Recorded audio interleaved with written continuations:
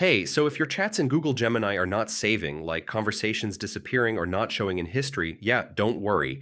This is a common issue and usually easy to fix. In this guide, I'll show you step by step how to fix Google Gemini conversation not saving in 2026.